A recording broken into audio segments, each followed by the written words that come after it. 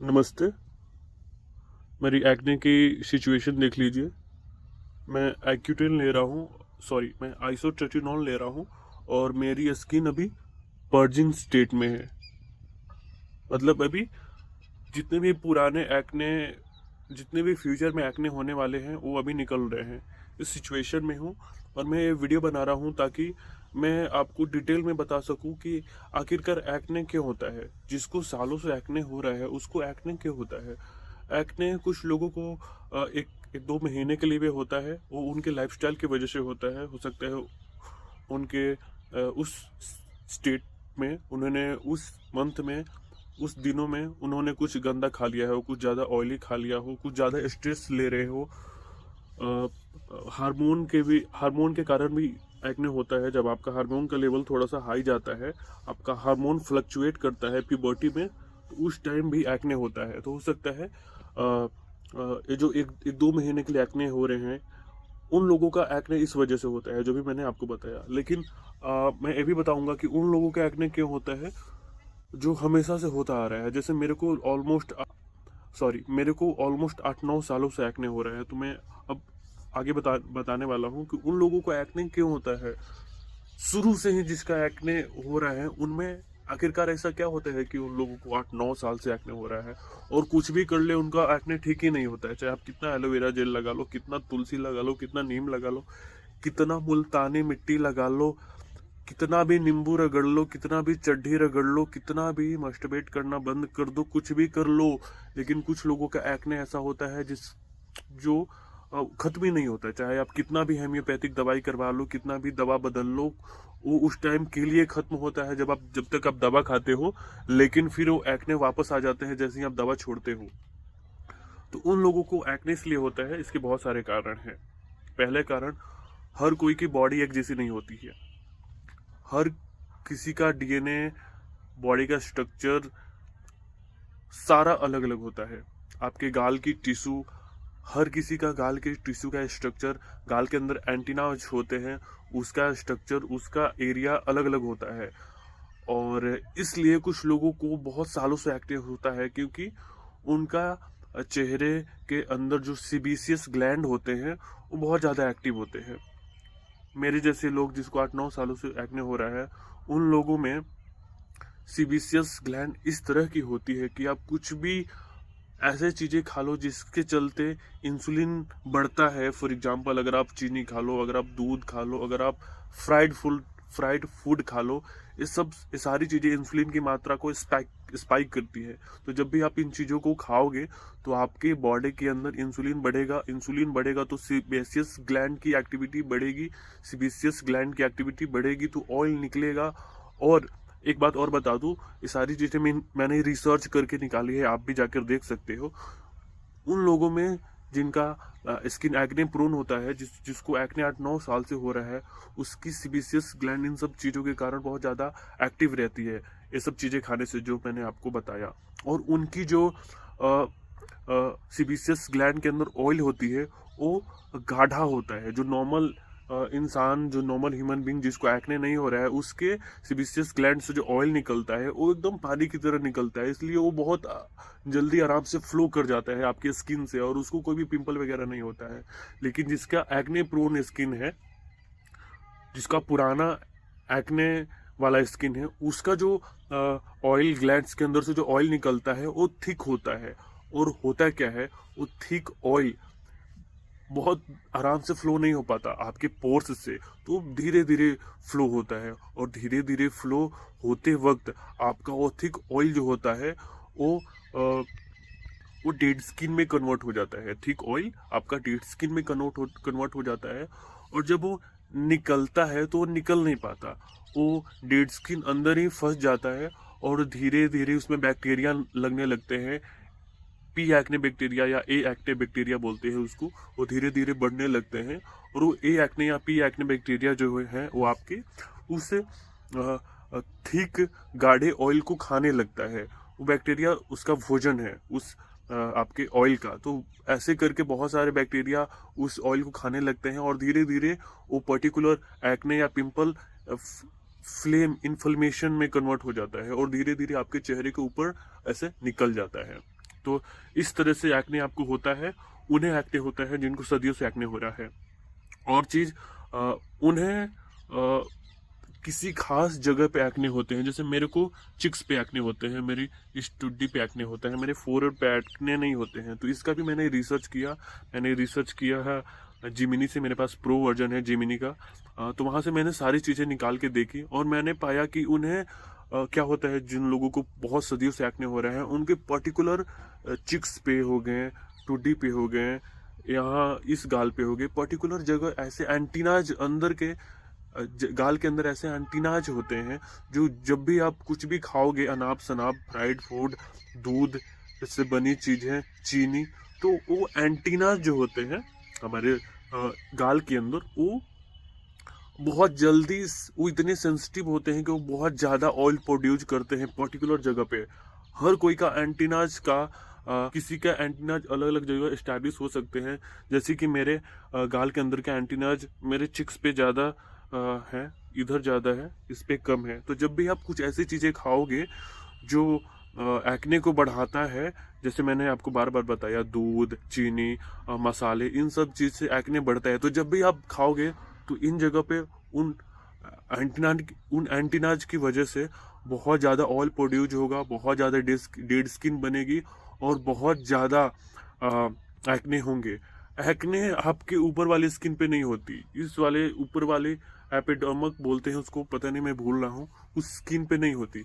Acne आपकी skin के 3 layer अंदर से बनती है। जिसको सिस्टिक एक्ने होता है उसका बात कर रहा हूँ, जैसे जिसको 8-9 साल से एक्ने हो रहा है उसका बात कर रहा हूँ।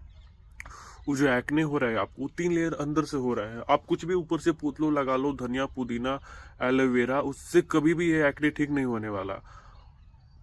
3 लेयर अंदर से जो है वो ऑयल निकलते हैं, ऑयल ग्लैंड से, और वो ऑयल थिक होते हैं एक्ने प्रोन स्किन वाले को, और ये थिक एक्ने डेड स्किन में कन्वर्ट होता है और वो बाहर निकल नहीं पाता पोर्स क्लॉग्ड हो जाने की वजह से, क्योंकि आपका ऑयल थिक है तो फ्लो से नहीं निकलता। वो जो है वो स्टक हो जाता है, आपका थिक ऑयल स्टक हो जाता है और एक्ने में कन्वर्ट हो जाता है बैक्टीरिया लगने की वजह से। पी एक्ने और ए एक्ने उसको खाते रहते हैं उस थिक ऑयल को, और एक प्रॉपर सिस्टिक एक्ने में कन्वर्ट हो जाता है। एक और चीज आपने देखा होगा, जहां जहां भी आपको सिस्टिक एक्ने हो रहे हो वहां गांठ बन जाती है, कड़ा हो जाता है। उस कड़ा चीज को आप दबाने की कोशिश मत कीजिएगा, वो कोई एक्ने नहीं होता। एक्चुअली हमारे शरीर के अंदर ऐसे मैकेनिज्म है, जब भी आपके स्किन के अंदर इन्फ्लेमेशन होता है क्या है, जब भी आप अपने एक्ने को फोड़ते हो, दबाते हो, तो होता क्या है कि आपका एक्ने ऊपर से तो नहीं, लेकिन जब आप अपने एक्ने को दबाते हो तो आपका एक्ने अंदर से फैल जाता है, और जो अंदर का थिक ऑयल है वो फट जाता है और वो पूरे चेहरे में फैल जाता है, अंदर से फैल जाता है, आपको दिखेगा नहीं। इसलिए डॉक्टर हमेशा मना करते हैं एक्ने को फोड़ने के लिए। लॉजिक क्या है, जब आप एक्ने को फोड़ोगे आपको लगता है वो व्हाइट कलर की खिल्ली आपके स्किन से निकल गई और आपका एक्ने ठीक हो जाएगा। हो सकता है ऐसे एक्ने ठीक होता है, लेकिन जब आप एक्ने को फोड़ते हो तो अंदर से वो एक्ने फैल जाता है और आपके गालों पर अंदर से फैल जाता है, और नए एक्ने हर जगह से निकलते रहते हैं। तो आपको अपना एक्ने फोड़ना नहीं है। एक और चीज बता रहा था, वो जो गांठ होती है और क्यों बनती है और क्या होती है। वो जो गांठ होती है वो जब आती है जब आप अपने एक्ने को फोड़ देते हो, या गलती से आपका एक्ने खुद पे खुद अंदर ही फट जाता है। तो हमारे शरीर समझता है कि एक्ने फट चुका है, और अगर वो पूरे गाल में फैल गया तो आपका गाल खराब हो सकता है, आपके गाल की कंडीशन खराब हो सकती है। तो जो आपका ह्यूमन शरीर है वो वहाँ पे कोलिजन बनाने लगता है।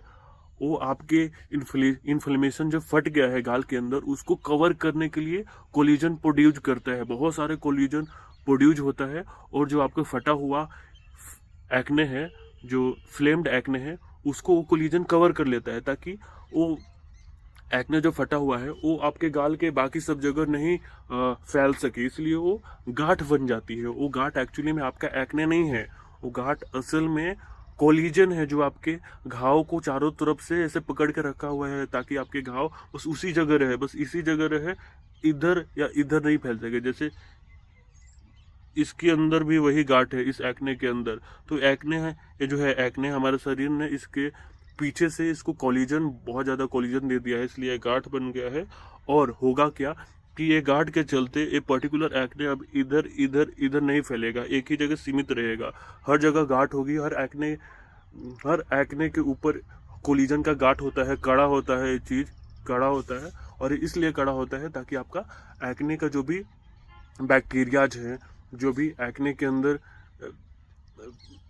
जो भी एक्ने का मवाद है, वो एक जगह स्थिर रहे, वो इधर इधर नहीं फैले। इसलिए वो कोलिजन आपको एक्ने को पैक करके रखता है। तो उसको तोड़ने की कोशिश, उसको तोड़ने की कोशिश मत कीजिएगा, क्योंकि अगर आप उसको तोड़िएगा तो कोलिजन टूटेगा तो नहीं, लेकिन अगर गलती से टूट गया कोलिजन, आपका जो आप गांठ रहता है वो फट गया, तो फिर आपका एक्ने के अंदर आपका एक्ने इधर उधर इन्फ्लेम्ड हो जाएगा, वो इधर उधर फैल जाएगा और आपका पूरा चीक इन्फ्लेमेटरी एक्ने से भर जाएगा।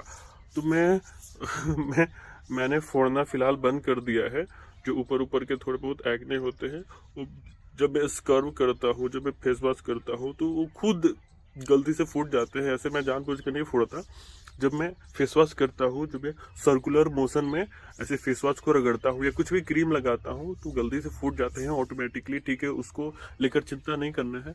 तो मैंने पूरा का पूरा आपको साइंस बता दिया कि आपको एक्ने क्यों होते हैं, उन्हें सिस्टिक एक्ने क्यों होते हैं, जिनको बहुत सालों से हो रहे हैं। एक और चीज़ मैंने आपको नहीं बताई मैं आपको बता दे रहा हूँ। वैसे व्यक्ति जिसको एक्ने नहीं होता है, उसका पोर्स जो होता है, उसका पोर्स सीधा होता है, आपके अंदर की स्किन से लेकर ऊपर तक वो सीधा होता है।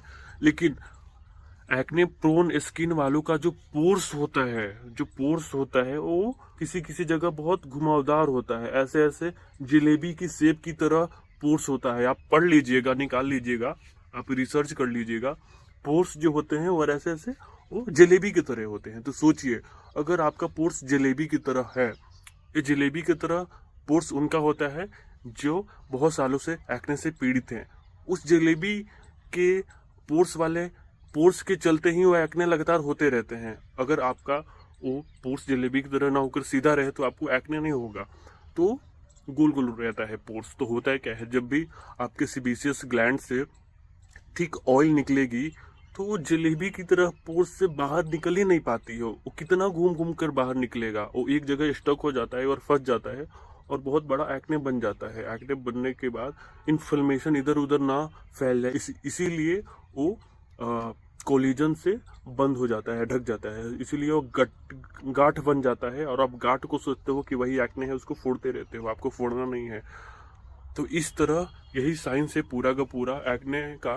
मैंने सारी चीज़ें पढ़ी है इंटरनेट से, सारी चीज़ें देखी है, आप भी देख सकते हो अगर चाहो तो।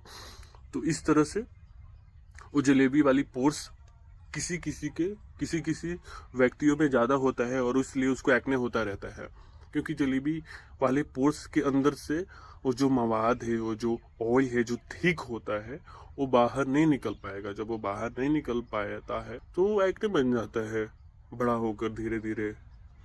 तो आप ऑलमोस्ट समझ चुके हैं कि एक्ने क्यों होता है और एक्ने के पीछे का साइंस क्या है। ये एक्ने तभी ठीक होगा जब आप डर्मेटोलॉजिस्ट के पास जाओगे और जब आप आइसोट्रेटिनोन लोगे। बाय।